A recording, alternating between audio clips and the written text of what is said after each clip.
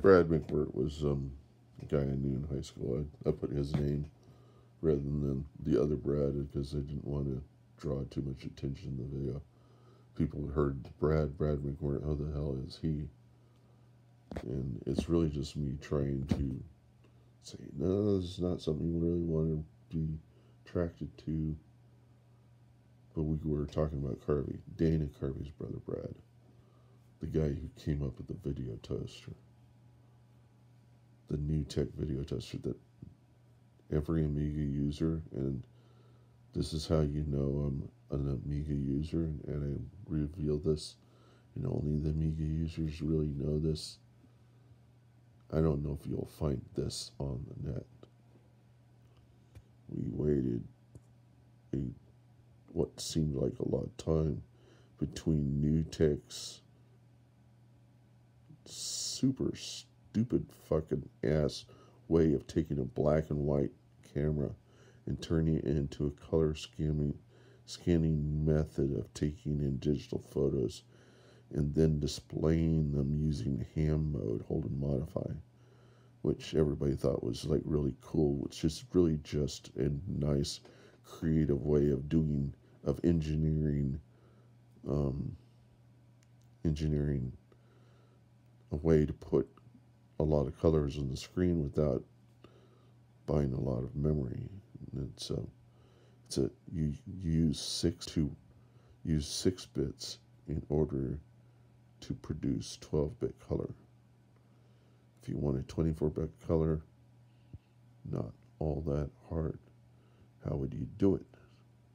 Well, 6 bits gets you 12-bit. That's half 12. 12-bit would get you 24. How is that working? How would you get that with hold and modify? Fairly easy. 2 bits represent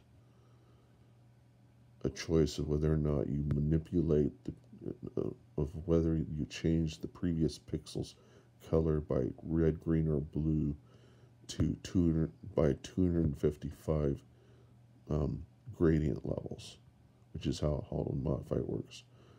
The thing that I would say to some politician or government person who might want to understand what hold and modify is and might own an Amiga, think about this. Imagine modern American democracy in the form of liberal and conservatives coming together to do something special. Hold conservative, modify liberal. So what you do with hold, what you do is you've got a color lookup table on the side. And the color lookup table gives you, in the case of 6-bit, it uses the 4 bits on the side to give you the way of accessing color from some array of, and it's 12-bit color, so it's going to be 4-bit, what are called nibbles. That's 4 bits. Bytes are 8 bits. So niblets, little nibbles, each one representing a primary of color. Three nibbles makes 12 bits, a byte and a half. But the thing here is that you're not really using a byte and a half, which would be very difficult because it would take two clock cycles to come around and express each one at the very least of the processor, which would slow things down. The bizarre cool thing you could do with 6 bits on Amiga is represent 12-bit hold and modify mode and do it within one clock cycle with just 8 bits. And you're not using the full 8 bits. You're taking 2 of those, masking them off to get to even mask off another 2 bits, so that there's a 4-bit nibble that's used for either the color lookup table or to modify the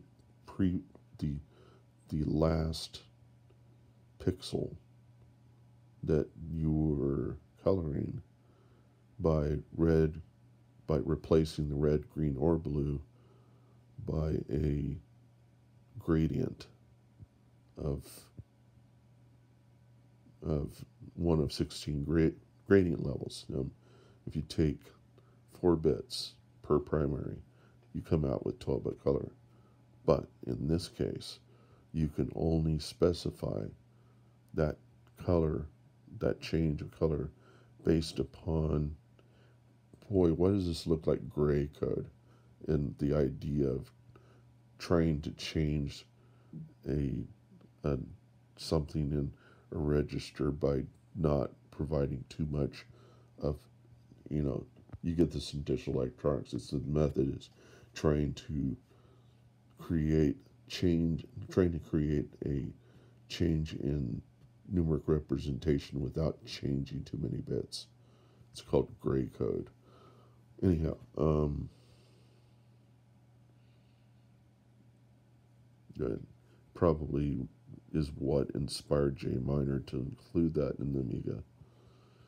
This might really, really freak Brad out, because Brad's going, hey, you're making it so easy for people to understand these things in the computer that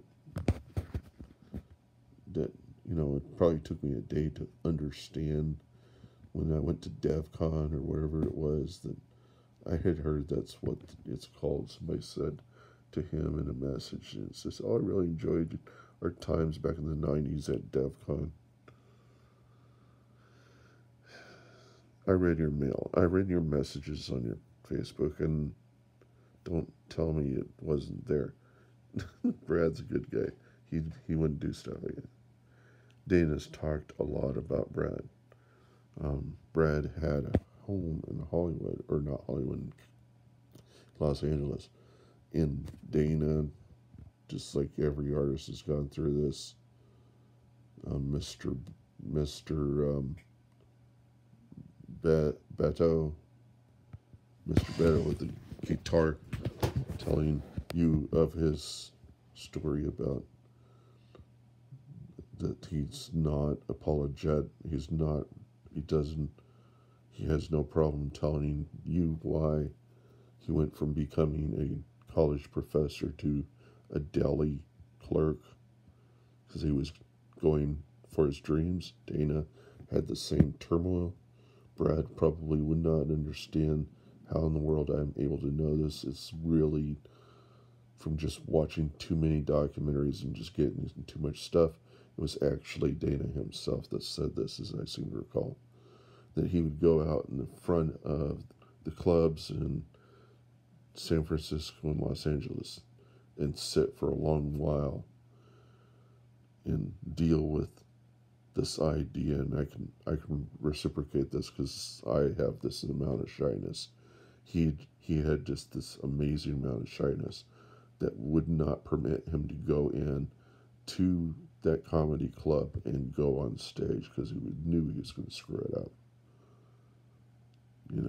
Everybody deals with that, the stage fright and all that. VR is a really good solution for that.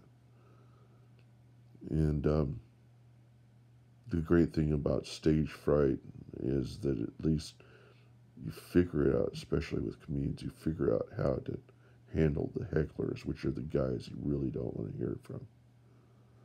The people that are really challenging your ability to ignore that aspect of the crowd, that if you do ignore them, the other people are going to turn around and bust the shit out of the heckler. Or the bouncer's going to come in and hit the heckler, and he's out the door, because he's distracting everybody from the performance. And people will respect you as long as you don't mess with the heckler. I don't have any problem with messing with the heckler, because when I talk, I'm not there. I'm not in a venue on stage trying to make people laugh. I'm in a chat session where nobody wants to hear. Some certain people don't want it, but they understand that I can kick hecklers' asses with my clever speech. One of these days, there's going to be a heckler that's going to do a real number on me, but it's so much fun to kick these guys' asses. And you could do it in a comedy club and it would be absolutely cruel to the point that the heckler would probably get the gun in his car and blow your head off for doing it. And the reason why that would happen is because you hurt their pride. They didn't see it coming. You hurt their pride. That's probably the reason why you don't want to do it in a comedy club. So very, very careful with what I do in text or chat or these little discussionary things that somebody could come and blow my head off, but they'd have to be really hurt to the point to really justify in pursuing me where I'm at. And I'm not attacking them. I'm not attacking a person because that's evil anyhow. What I'm really doing is I'm just saying I've done this before. I've done this with people before, and you can do it in a video game whenever you're being kind of secretive about where you're at. And I don't think I've hurt even the psychopaths enough for them to really come out and pursue me over things like that.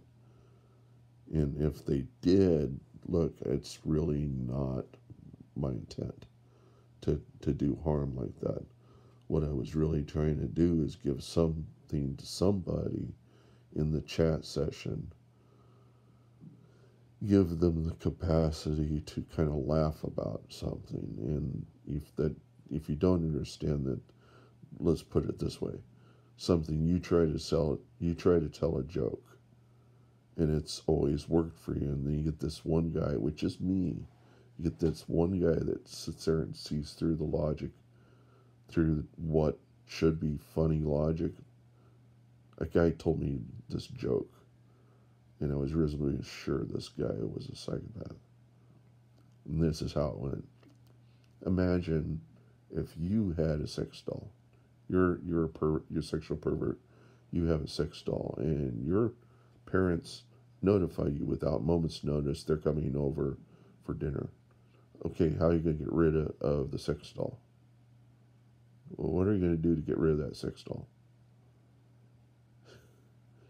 And I mean, he was talking about me, or somebody involved with porn, somebody that's going to have a sex doll, and I'm just like, dude, sex is overrated. My hand's so much better than what that sex doll is able to do. And he says that's completely beside the point. Just imagine trying to get rid. No, it's logic. I know this area fairly well, and there is no sex doll that's going to be able to give you enough sensation in your dick for you. I mean, your hand is so much more capable of satisfying you. Your brain is so much. And I just mentioned a while back that who's going to satisfy God so much better than we can, but God in Christ, the God with us. So only God can satisfy God. And this hand is better than any woman in the world's ability to satisfy my dick. And I was told this early on, and this is the short circuit effect, and that a lot of guys avoid because everybody has access to it. And it's like, it's just too easy to masturbate. It's much harder to actually go out there and have a relationship with a woman. And there are psychopaths that are intent on that being a big deal because they can do it fairly easily. They know how to manipulate people because they learn it in 6th grade, how to manipulate people into getting things done for them. Because they're not susceptible to emotion, they can actually figure out ways of manipulating people emotionally without ever understanding what emotion is.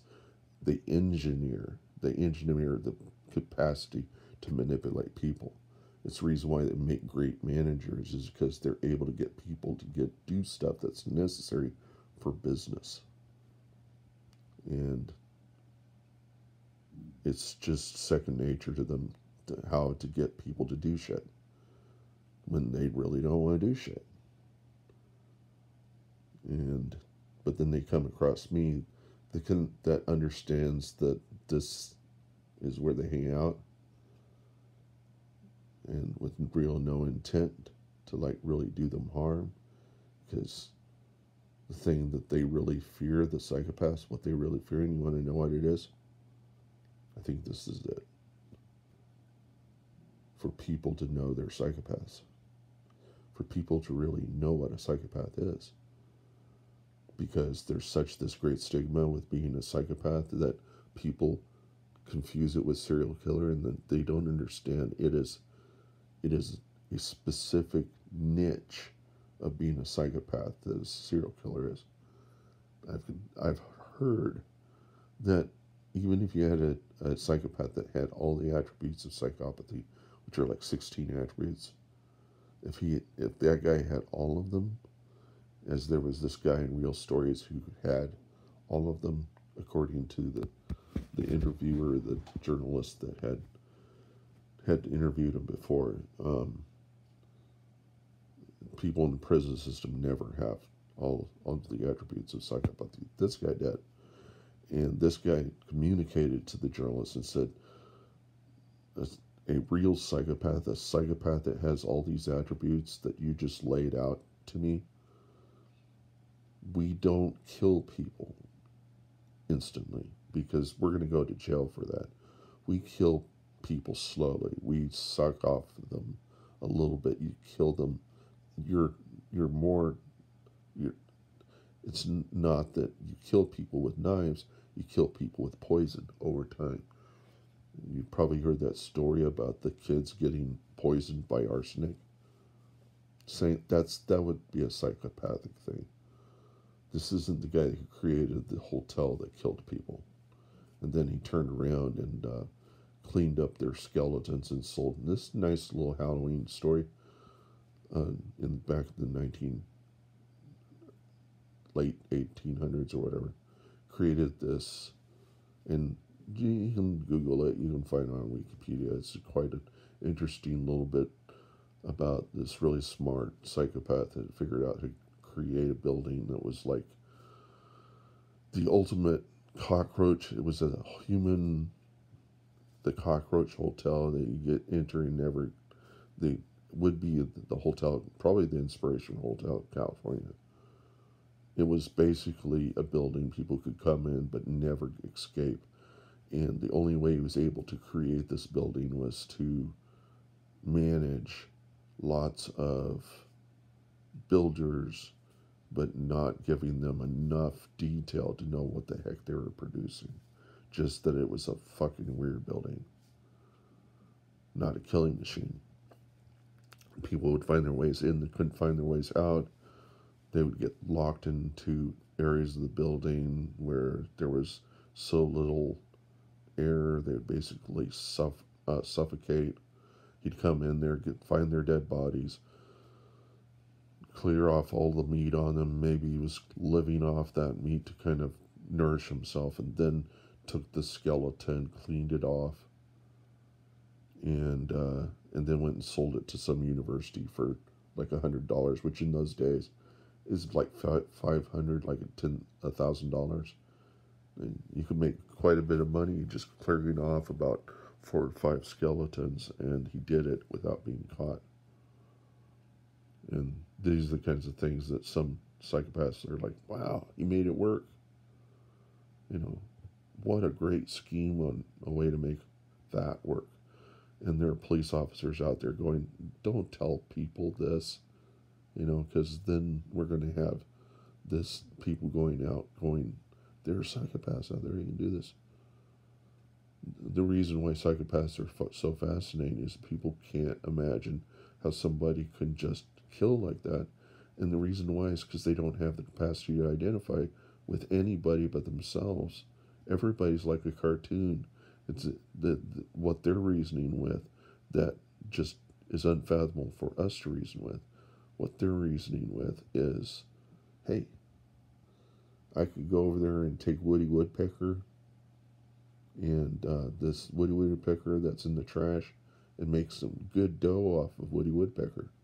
If I can just reduce him from the color format, and then I could separate the line formats in such a way as to sell it to animators who are trying to learn how to do the keyframes of the animation.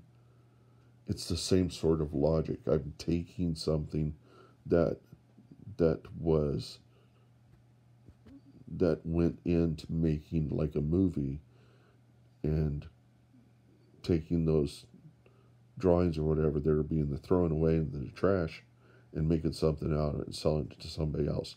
The difference is the psychopath is doing this with people, and they're taking perfectly good people and ruining their lives, reducing them to skeletons and selling them to institutions where doctors are learning about skeleton structures. And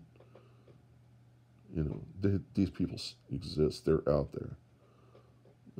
Then they're everywhere, and policemen and everybody is in criminal pathology and all that. They know that these guys are out there. And not only that, some of their friends are these guys. They're psychopaths. They're not serial killers. They're psychopaths. But and someone told me, if you ever join the police force, there's a significant amount of training they run you through in order to kind of protect you and make you more effective, where you take on developing the capacity to have attributes of a psychopath. So,